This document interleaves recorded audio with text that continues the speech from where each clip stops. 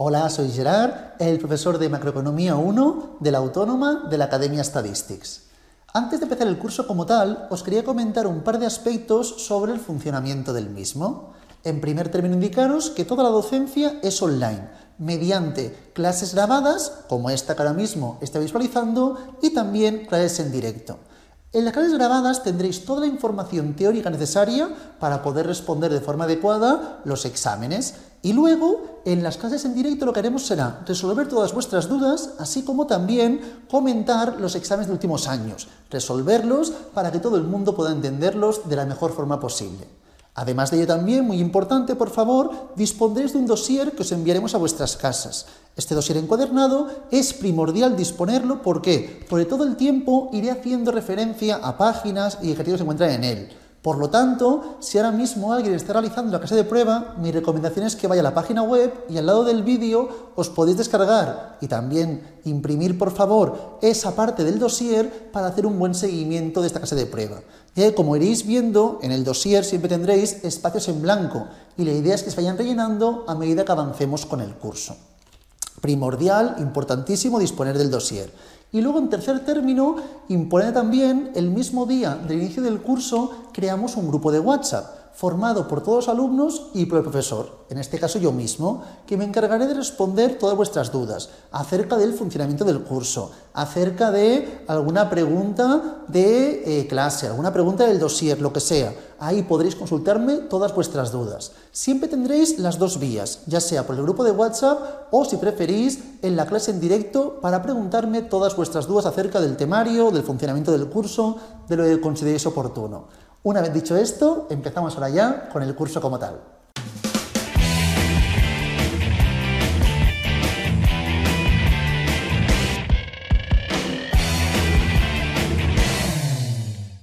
Nos adentramos ya en la información teórica correspondiente a la asignatura. Ya veréis, esta primera clase estudiaremos aspectos más bien teóricos, genéricos, y aspectos que muchos de ellos ya debéis conocer de la asignatura de Introducción a la Economía, donde en la segunda parte de esta asignatura ya estudiamos diferentes conceptos macroeconómicos. Para ello, por favor, para adentrarnos bien en el temario, en las variables macroeconómicas, vamos a diferenciar la idea de microeconomía respecto a macroeconomía. Esto lo tenemos, por favor, en la página 2, parte superior. Si os fijáis, la microeconomía, como podemos leer en este caso, se centra básicamente en el comportamiento individual, ¿de acuerdo? Básicamente la microeconomía es la base del mercado. En cambio, cuando hablamos de macroeconomía, se centra en el análisis de las situaciones que corresponden a decisiones tomadas por representantes. Y estas decisiones afectan de forma agregada a los colectivos, ¿de acuerdo? Básicamente, cuando hablamos de la macroeconomía, lo que se encarga de estudiar es del comportamiento y las relaciones entre las variables agregadas de la economía. Luego veremos, pero básicamente el PIB, la inflación, tasa de paro, etc. Importante, cuando hablamos de la macroeconomía, o la macroeconomía básicamente, es la base de las políticas económicas. Para ello, para adentrarnos un poco en las diferentes variables macroeconómicas, que repito, las estudiaremos ahora en términos más bien genéricos y poco a poco iremos adentrándonos más en aspectos más precisos, vamos a plantear lo que el inicio de la macroeconomía a partir de Keynes, años 30, ¿de acuerdo? Y aquí tenéis dos puntos negrizos respecto a la teoría general del empleo, interés y dinero, ¿de acuerdo? En primer término, Keynes indicó la importancia de los ajustes de precios y la política monetaria, cómo de importante podía llegar a ser la política monetaria en el devenir económico de un Estado. Y en segundo término, como podéis ver aquí, también las compras que realizaban de bienes y servicios la administración pública, es decir, el gobierno como tal, ¿de acuerdo? A partir de aquí estudiaremos las principales variables macroeconómicas. Aquí vamos a tener, como podéis ver que lo tenéis planteado, el PIB, que ya veremos las tres fórmulas de cálculo del PIB, que el PIB está relacionado con la renta, está relacionado también con la producción agregada y con la demanda agregada. Todo eso lo veremos en la clase de hoy. Los tres cálculos o las tres vías de cálculo del PIB, ¿de acuerdo? Y tenéis el PIB, tenéis la ocupación, paro, también muy importante el mercado laboral, mercado de trabajo y la evolución de los precios. Hoy también estudiaremos ciertos aspectos relacionados con el crecimiento económico, a partir del PIB nominal, PIB real, IPC y también el deflactor del PIB. Y luego tenéis que hay otras variables, muchas otras evidentemente, relacionadas más bien con el ámbito privado o ámbito público. Dentro de ámbito privado, básicamente, podemos hablar del consumo, de la inversión, de las exportaciones e importaciones entre agentes residentes y no residentes. Puede haber infinidad de ellas, ¿de acuerdo? Dentro del ámbito público, básicamente, podemos hablar de los ingresos y gastos de la administración pública, lo que sería relacionado con la política fiscal y que determina básicamente si hay un superávit o un déficit presupuestario. Y también podríamos hablar desde ámbito público, por ejemplo, de la deuda pública, ¿de acuerdo? La cantidad de dinero en circulación, el tipo de interés, el tipo de cambio monetario, ¿de acuerdo? Es decir, políticas monetarias. En ámbito público incluiríamos las políticas fiscales y políticas monetarias también. A partir de aquí tenemos un pequeño esquema donde vemos flujo y estado o stock, ¿de acuerdo? Básicamente las variables económicas en general se pueden diferenciar según si son de flujo o stock, ya sean de ámbito privado o ámbito público, ¿de acuerdo? Básicamente, cuando hablamos de flujo, aquí tenéis, si os fijáis, salario, renta, gasto, personas que pierden en cuenta de trabajo, inversión.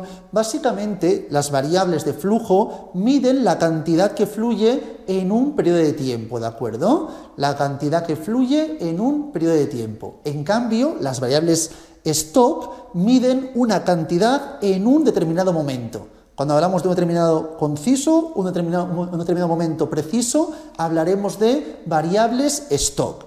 A partir de aquí, y ya para finalizar esta idea de conceptos genéricos relacionados con la macroeconomía, las variables macroeconómicas más importantes, tenemos un serie de conceptos básicos. En primer término, agregados económicos, ¿de acuerdo? Y aquí os dice, son mediciones que resumen el comportamiento de las principales variables referidas a los diferentes. Importante, se puede hacer referencia, por ejemplo, a los diferentes mercados de bienes y servicios, como puede ser el PIB. Cuando hablamos del PIB hablaríamos de, repito, para que todo el mundo lo vea bien, esto dentro de agregados económicos, la información de los diferentes mercados de bienes y servicios. También podríamos hablar de la información correspondiente a los trabajadores y activos financieros. Dentro de aquí podemos hablar, por ejemplo, del PIB, del valor agregado bruto, por ejemplo, y podemos también hablar, por ejemplo, del consumo privado. Se podría hablar de esta información dentro de mercado de bienes y servicios. Dentro de trabajadores, mercado de trabajadores, básicamente ahí hablaríamos de tasa de paro, el paro, la ocupación, etcétera, ¿de acuerdo? Y dentro de los activos financieros podríamos hablar de la inversión, la bolsa de valores, etcétera. Inversión, bolsa de valores, etcétera, ¿de acuerdo? Entonces, esta es un poco la información de las diferentes variables macroeconómicas correspondientes a agregados económicos. Luego también tenemos ciclos económicos. Aquí básicamente hay dos ciclos que todo el mundo los debemos conocer ya. Periodos de crecimiento y periodos de decrecimiento. Un periodo de crecimiento se denomina recesión, que es cuando la producción y la ocupación disminuyen, ¿de acuerdo? En cambio, un periodo de crecimiento correspondería a un periodo de expansión económica, que sería lo contrario, cuando la producción y la ocupación aumentasen. ¿Qué más tenemos, por favor? El control de los ciclos económicos, es decir, las políticas que realizamos para intentar reducir las recesiones existentes. Básicamente hay dos tipos y tienen relación con lo que comentábamos anteriormente en el ámbito público, principales macroeconómicas dentro del ámbito público que estaba en la parte central de esta misma página 2. Hablamos de política monetaria y política fiscal. La política monetaria corresponde básicamente a cambios en la cantidad de dinero en circulación y también cambios en los tipos de interés. En cambio, cuando hablamos de política fiscal, básicamente son actuaciones sobre los ingresos, impuestos y gastos, generalmente subvenciones, transferencias del gobierno, ¿de acuerdo? Es decir, política fiscal, actuaciones sobre impuestos, subvenciones, transferencias por parte del gobierno.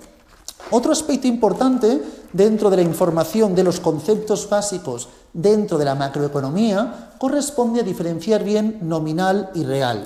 Esto será útil en la clase de hoy cuando hablemos también del PIB, PIB nominal y PIB real, por ejemplo, ¿de acuerdo? Importante, una medida nominal es una medida que no se ha ajustado por los cambios de precio, ¿de acuerdo? Es decir, cuando hablamos de una medida nominal, se está trabajando con los precios de cada uno de los distintos años, periodos o momentos estudiados. En cambio, una medida real es una medida que sí se ajusta a los cambios de los precios. Generalmente plantearemos un año base, un mes base, un momento base para estudiar la información en los distintos momentos, distintos años.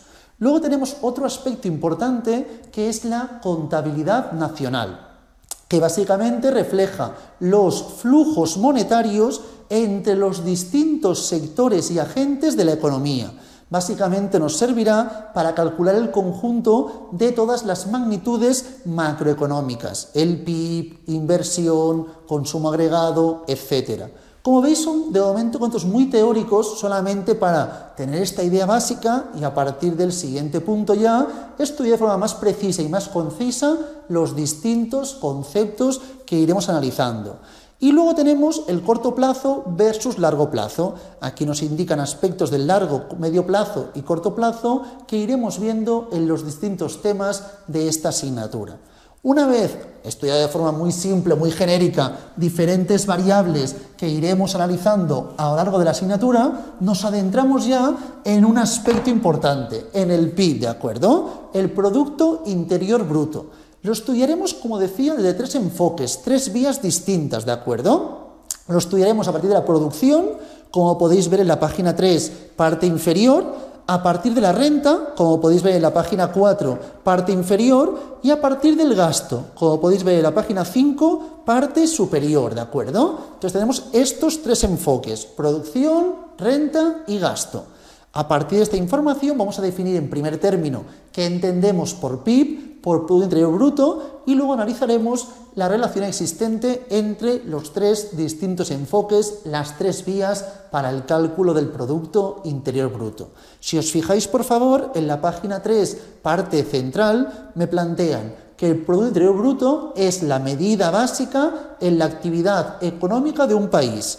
Es un buen indicador de cómo evoluciona y qué resultados obtiene la economía, ¿de acuerdo? Medida básica, muy importante, para estudiar la actividad económica de un país. Yo creo que todo el mundo conocemos, aunque sea de noticias, de la importancia que le dan siempre al PIB, porque realmente es una medida muy importante, básica dentro del estudio de la economía, de un país, de un estado, ¿de acuerdo? Los tres enfoques, como podéis ver aquí, básicamente, para calcular el PIB, estudiaremos la producción nacional, que es lo que decíamos, tenía un enfoque, una vía que es la producción, otro es la renta nacional y por último tendremos la información del gasto nacional.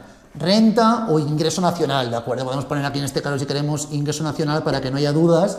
Y teníamos producción, ingreso y gasto.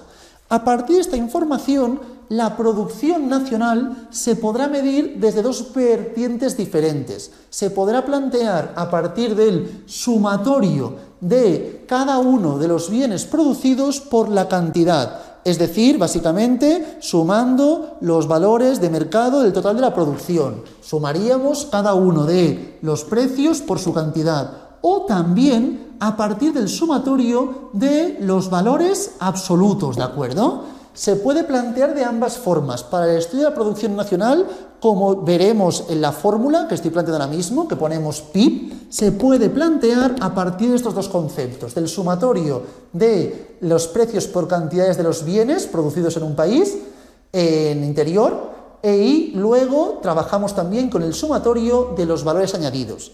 Cuando hablamos del ingreso nacional, básicamente hablaríamos de la renta nacional, ¿de acuerdo? Aquí básicamente se trabajaría a partir de la renta nacional. Y cuando hablamos del gasto nacional, hablamos del gasto agregado o demanda agregada. La demanda agregada, gasto agregado. Tendremos estas tres opciones, esto de aquí es una al fin y al cabo, aunque esté planteada como dos alternativas, en ambas son cálculos para estudiar la producción nacional, ingreso nacional a partir de la renta y gasto nacional a partir del gasto o demanda agregada, ¿de acuerdo? Podemos hablar de demanda agregada o gasto agregado, indiferentemente. Entonces miraremos cómo se llevan a término, cómo se calculan estos distintos cálculos según el tipo de enfoque que estamos planteando para la interpretación y el cálculo del Producto Interior Bruto. Empezaremos con esto de aquí, que es lo que tenéis en la página 3, parte inferior, producción. Dentro de producción tenemos estas dos vertientes. Si os fijáis, en la página 3, parte inferior, tenemos un punto blanquecino. Y en la página 4, parte central superior, otro punto blanquecino. El primer punto blanquecino haría referencia a este cálculo, el de la página 4 hace referencia al sumatorio de los valores añadidos. Empezamos por esta información, se puede plantear a partir de la suma de todos los valores de mercado del total de la producción. Es decir, básicamente en este caso se podría plantear como la suma de todos los bienes y servicios finales producidos en el país durante un espacio determinado. Generalmente este espacio acostumbra a ser un año, ¿de acuerdo? Importante, para hacer este cálculo solo se tienen en cuenta los bienes finales y no los intermedios, ¿de acuerdo? Es decir, aquí no incluimos para nada la idea de valor añadido. Esto será cuando hiciésemos los cálculos con esa otra fórmula. En este caso, si estamos planteando, por ejemplo, que tenemos el bien A, el bien B y el bien C, tenemos tres bienes, y en este caso tenemos el precio de cada uno y la cantidad de cada uno, ¿de acuerdo? Si solamente hubiese tres bienes o servicios, y estos 10, 3, 5, 10 y 8 en 3, haríamos los cálculos. Para hacer el PIB, haríamos el sumatorio en el año en cuestión de la P y la cantidad, precio por cantidad. Es decir, haríamos en este caso 10 por 3 más 5 por 10 más 8 por 3. Así es como calcularíamos el PIB en este caso, ¿de acuerdo? Entonces, desde el cálculo de aquí veis y seguidamente os plantean el PIB, por ejemplo, de 2 años cualesquiera. Si estamos trabajando, por ejemplo, la información correspondiente al PIB del año 2022, haríamos el sumatorio de los precios del año 2022 por la cantidad de vendida en el año 2020, producida en el año 2022, ¿de acuerdo? Así es como trabajaríamos esta información, precios y cantidad producida durante el año en cuestión. Así es como planteamos el PIB en un año. Importante, eso es el PIB nominal, lo veremos luego. Diferente con el PIB real, que el PIB real podría ser exactamente igual, pero tendrá un año base. Plantearíamos de los precios un año base. Si hablamos de PIB nominal, así planteamos PIB 2022 y PIB 2023, que sería el sumatorio de los precios del 2023 por la cantidad del 2023. Como vemos que en cada año utilizamos el precio del año correspondiente, hablamos de PIB nominal. En el supuesto que los precios fuesen siempre iguales en el mismo año, es decir, trabajamos año base 2022, hablaríamos de PIB real. Esto lo veremos luego más adelante. Muy sencillo el ejemplo que tenemos en la página 4, primer ejemplo, PIB 2022. Calculémoslo para buscar el PIB nominal, repito, de momento estamos planteando el PIB nominal. Para buscar el PIB nominal del año 2022, tal y como tenemos en el ejemplo 1 de la página 4, ¿qué haríamos? Multiplicaríamos cada precio por su cantidad. 1 por 2, es decir, 3, más 2 por 2, 4, 4 más 2, 6, más 5 por 5, 25, 6 más 25, 31. El PIB nominal año 2022 sería en este caso 31. Una vez visto esto, hemos visto la primera fórmula de calcular el PIB, miremos la segunda. Estas dos, repito, dentro del enfoque de la producción. Otra fórmula sería a partir de los valores añadidos, ¿de acuerdo? Repito, aquí hemos explicado el PIB nominal Luego también comentaremos el PIB real y el deflactor del PIB. Entonces, el segundo punto blanquecino, que es el primero que tenéis en la página 4, dice que el PIB se puede calcular también como la suma de todos los valores añadidos de todas las empresas, ¿de acuerdo? ¿Qué entendemos por valor añadido? Pues es básicamente el valor de la producción final de una empresa menos el valor de los bienes adquiridos. Es decir, importante, aquí sí que van a hacer distinciones entre productos intermedios y productos finales. A diferencia de lo que ocurría anteriormente, aquí sí, estudiaremos las distintas fases e iremos calculando el valor añadido en las distintas fases de la producción del bien. Para que veamos más sencilla esta información, cuyo cálculo es el sumatorio de valores añadidos, vamos a plantear el ejemplo 2 que tenemos en la parte central de la página 4. Aquí tenemos 3 sectores productivos, ¿de acuerdo? Me plantean en el sector A. En el sector A, que es básicamente, aquí nos indican que es el productor del trigo, ¿qué ocurre? Que este no compra bienes y solamente a partir de utilizar sus factores productivos, es decir, tierra, capital, trabajo, consigue en este caso vender lo que no le ha costado nada por 6 multiplicado por 10 a la 6 unidades monetarias, ¿de acuerdo? El sector B le compra por esta cantidad, ¿verdad? Compra por esta cantidad, pero luego lo vende, el sector B corresponde a el productor de la harina, compra los bienes intermedios por 6 por 10 elevado a la 6 y luego los vende, una vez ya ha creado en este caso la harina, por 10 por 10 a la 6 unidades monetarias.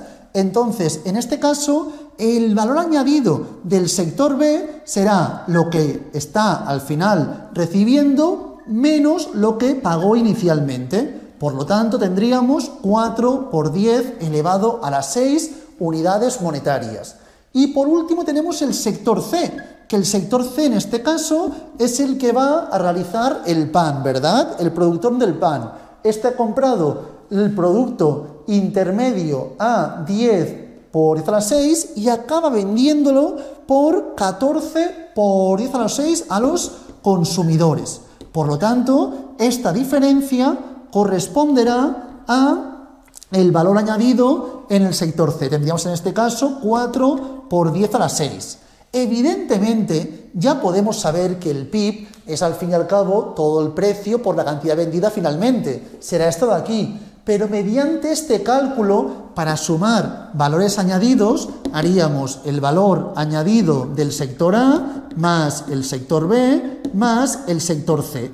En este caso correspondería sector A 6 por 10 a la 6, sector B valor añadido 4 por 10 a la 6 y por último el C 4 por 10 a la 6, es decir, 14 por 10 a la 6 sería el PIB.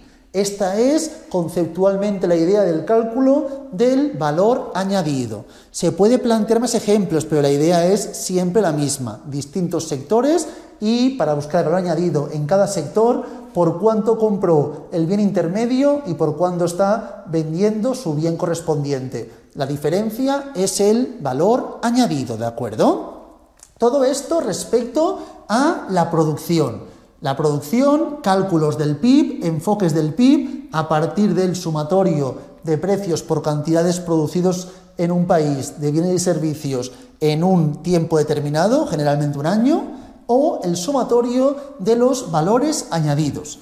Ahora nos adentramos ya en la información que corresponde a la renta, el ingreso neto, renta, ¿de acuerdo? Para ello, básicamente, plantearemos una fórmula que podéis visualizarla en la parte inferior de la página 4. Mirad, renta neta es suma de los salarios, intereses, rentas de la economía, beneficios e impuestos. Si sumásemos todo esto, tendríamos la renta nacional que correspondería básicamente la renta nacional que correspondería básicamente a el PIB. Así es como se calculará esta información. Renta nacional, repito, es igual a suma de salarios más intereses, rentas de economía, beneficios e impuestos. Vamos a comentar cada uno de estos aspectos de la renta nacional para que quede claro en qué caracteriza a cada uno de estos conceptos.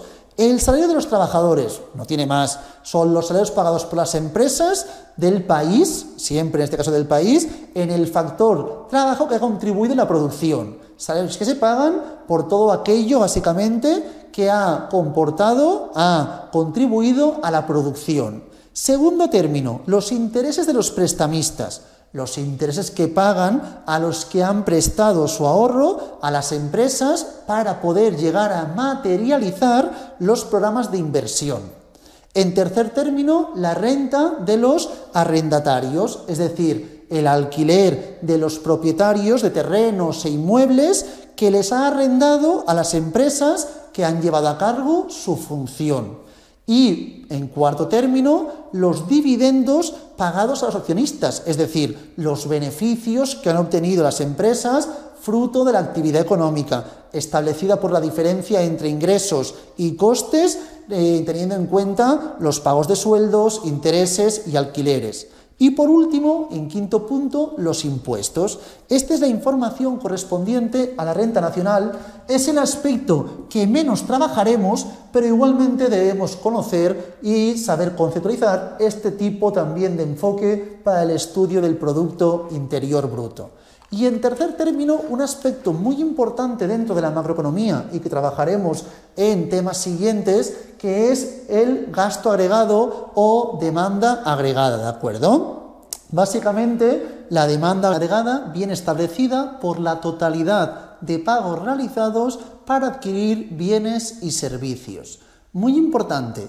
En primer término, plantearemos la fórmula de la demanda agregada, gasto agregado, si solamente hubiera sector privado. Solo sector privado, entonces, podemos asumir las familias que adquieren bienes de consumo y las empresas los bienes de inversión, ¿de acuerdo? Por lo tanto, si solo tenemos consumo e inversión, si solamente hubiese sector privado, tendríamos básicamente que la demanda agregada sería el consumo más la inversión. Pero ¿qué ocurre? Que aquí estamos dejando de lado el sector público y también el sector exterior. Entonces, cuando hablamos de, además de familias y de empresas, hablamos también básicamente del gobierno, hay que incluir el gasto público. Entonces, si ya incluimos también sector público, incluiríamos el gasto público. Repito, familias, empresas y sector público. Pero también hay que incluir el sector exterior, ¿verdad? Que el sector exterior serían básicamente compras y ventas con el extranjero, básicamente importaciones y exportaciones. Entonces, en este caso, plantearíamos más exportaciones netas, que esta es la información relacionada con el sector exterior. Recordad, por favor, que exportaciones netas serían exportaciones menos importaciones. Así es como planteamos la fórmula correspondiente al PIB mediante el enfoque del gasto agregado, de la demanda agregada, que sería esta información la que tendríamos que acabar indicando. Repito que las exportaciones netas es equivalente a exportaciones menos las importaciones. Para entender mejor este concepto que aquí hemos indicado de consumo, inversión, gasto público y exportaciones netas, repito, familias, empresas, sector público y sector exterior, vamos a analizar de forma más concreta cada uno de estos aspectos. Importante, cuando ponemos aquí la inversión, hablamos de la inversión bruta. Luego comentaremos que básicamente la inversión bruta corresponde a la inversión neta más las amortizaciones o depreciación, ¿de acuerdo? Entonces, empezamos por favor en la página 5, parte central. Tenéis 4 puntos blanquecinos que hacen referencia a estos 4 aspectos, elementos que estamos sumando en la información del enfoque del PIB a partir del gasto. En primer término, el consumo. En el consumo tenemos en cuenta los bienes y servicios adquiridos por las economías domésticas, por las familias, ¿de acuerdo? Considerando tanto los bienes duraderos como los no duraderos y también, evidentemente, los servicios. Esta es la idea del consumo. La que nos comportará más complicación y tiene más variantes y partes donde pueden confundir un poco más es la inversión. Siguiente punto, ¿de acuerdo? En la inversión básicamente diferenciamos en primer término capital fijo o inversión en bienes de equipos, es decir, máquinas, instalaciones que compra la empresa. Eso sería capital fijo. Capital circulante, es decir, la variación de existencias. Bienes que se están produciendo aunque no sean vendidos, ¿de acuerdo? Como pueden ser materias primas, pueden ser también productos semielaborados y productos terminados que quedan en stock, que quedan en el almacén. Eso también corresponde a la inversión, que también estará dentro del Producto Interior Bruto. Si hablamos de inversión, corresponde a la demanda agregada y esto es una forma de calcular el PIB. Por lo tanto, el PIB también incluye aquellos bienes y servicios que estamos produciendo, evidentemente, aunque no sean vendidos. Pues están dentro de la inversión.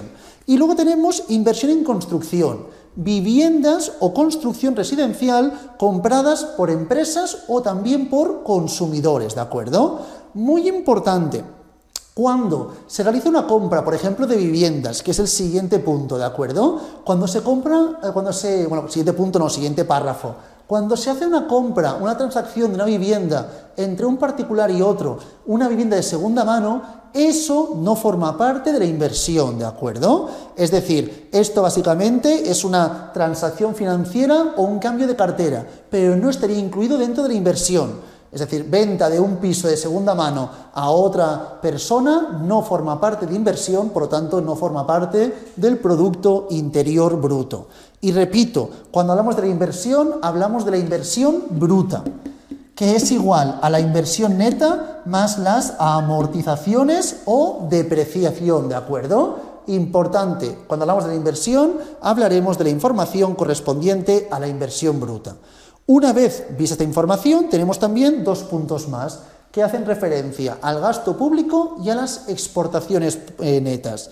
Gasto público, aquí lo tenemos, bienes y servicios están comprando por parte del Estado, por parte de administraciones públicas. Y luego las exportaciones netas, que básicamente corresponden al comercio exterior, que es el gasto neto entre lo que estamos vendiendo y lo que estamos comprando de bienes y servicios al extranjero, ¿verdad? Es decir, exportaciones menos importaciones. Así es como plantearíamos la información correspondiente a las exportaciones netas, ¿de acuerdo? Una vez visto todo esto, mirada esta información, vamos a explicar un aspecto que antes ya estábamos comentando, que es la diferencia entre el PIB nominal y el PIB real. Hemos indicado ya los tres enfoques distintos para analizar el PIB y ahora estudiaremos sus correspondientes cálculos y básicamente qué es lo que nos están indicando. Lo hemos comentado anteriormente ya. El PIB nominal, que es el que hemos estudiado justo hace unos pocos minutos, mide la producción de bienes y servicios valorado a los precios vigentes del año en cuestión, del año en que está calculando. Es decir, el PIB nominal del año 2012 es con la información del año 2012, del 2025 es con el año 2025, así progresivamente, ¿de acuerdo? En cambio, cuando hablamos del PIB real, se mide la producción de bienes y servicios obtenida en cualquier momento, pero utilizando los precios de un año base. Trabajamos siempre con precios del año 2024, a precios siempre del año 2018, lo que sea, ¿de acuerdo? Así es la diferencia, como planteamos de forma distinta, PIB nominal y PIB real, ¿de acuerdo? A partir de aquí, tenemos básicamente que para analizar el crecimiento económico, ¿de acuerdo? Cuando hablamos de crecimiento económico, trabajaremos con la información correspondiente al PIB nominal. Si miramos entre 2 años, plantearemos el PIB nominal del año 1 menos el PIB nominal del año 0, entre el PIB nominal del año 0 multiplicado por 100. Esto nos indicará la variación o el crecimiento porcentual económico, ¿de acuerdo? Crecimiento económico. Importante, esta es información correspondiente al crecimiento económico, no confundamos con crecimiento de la producción. Si yo quiero estudiar el crecimiento de la producción, tendría que fijarme en el PIB real. Repito, crecimiento económico, no crecimiento de precios. Eso es la inflación que veremos luego. La inflación la estudiaremos a partir del IPC y deflactor del PIB. Que quede claro, crecimiento económico se hace a partir del PIB nominal. Crecimiento de la producción voy a poner variación económica para que quede más claro, porque puede ser aumento o disminución, variación producción a partir del PIB real y variación de los precios se podrá estudiar a partir del IPC o a partir del deflactor del PIB, que esto lo veremos ya más adelante, ¿de acuerdo? Ahora voy a estudiar cómo se estudiaría la variación de la producción. Pues sería el PIB real en el año en cuestión que estemos trabajando, menos el PIB real respecto al año trabajado, entre el PIB real en el año inicial. Todo ello multiplicado por 100. Así es como estudiaríamos la variación porcentual de la producción, ya que los precios serían completamente estables, ¿de acuerdo? Y luego tenemos también, como aquí nos dice, que el papel más importante del PIB es el de poder medir el bienestar de una economía. Para ello, básicamente, nos servirá para poder comparar entre distintos países qué país tiene mayor bienestar, ¿de acuerdo? Para ello, básicamente, trabajaremos el PIB real por cápita, que es el PIB real dividido entre el número de habitantes. PIB real por cápita corresponde al PIB real entre el número de habitantes. Así es como plantearíamos el PIB real por cápita, es decir, aquí PIB real entre la población. Así es como se plantea multiplicado por 100, ¿de acuerdo? Así es como realizaríamos el PIB real por cápita. Tenemos estos cálculos, estos conceptos. A partir de aquí vamos a mirar un par de ejemplos, el ejemplo 3 y el ejemplo 4 de esta misma página. En el ejemplo 3 me dice, conocemos el PIB en dos momentos, año 2022 y año 2023, ¿de acuerdo? Entonces tenemos la siguiente información. En el año 2022, el PIB, este PIB es el PIB nominal, porque está hecho con los precios y las cantidades del año en cuestión. Tenemos que es 1000, ¿verdad? Y el PIB del año 2023, repito, todo esto son PIBs nominales, es igual a 1100. Por lo tanto, en este caso, si yo hago este cálculo, trabajamos con 1100, si hacemos PIB nominal, bueno, os voy a aprender aquí mismo para no perder tiempo, 2023 respecto a 2022. 2022. Tendríamos en este caso 1100 entre 1000, es decir, en este caso 100, dividido entre PIB 2022, que es igual a 1000, ¿verdad? 0,1% sería un 10%. ¿Qué ha ocurrido? Ha habido un incremento del 10%, un crecimiento económico. ¿Ha aumentado los precios un 10%? No tiene por qué. ¿Ha aumentado la producción un 10%? No tiene por qué. Para estudiar el incremento de la producción tendríamos que haber ido al PIB real. Y aquí la pregunta que me hacen es, ¿a partir de estos datos podemos decir que aumentó la producción en un 10%? No. Hubo un crecimiento económico de un 10%. Puede que la producción haya aumentado un 2% y los precios un X%. O puede ser que la producción haya disminuido y haya aumentado mucho el precio. Pero evidentemente lo que yo no puedo decir es que ha habido seguro un incremento de la producción de un 10%. Si hablásemos de PIB real, sí. Entonces, seguidamente, si os fijáis, cogemos como año base el 2022. Ahora ya me dan el PIB real. Me dicen, el PIB real de 2022 no ha cambiado y el PIB real de 2023, en este caso, es 1050. 1050. Ahora trabajaríamos con esto, el PIB real del 2023 y el PIB real del 2022. ¿Qué ocurriría, por favor? Que tendríamos en este caso 1050 menos 1050. 50 entre 1000, 0,05%, 5%. Con estos dos sí que puedo decir que la variación de la producción ha aumentado en un 5%.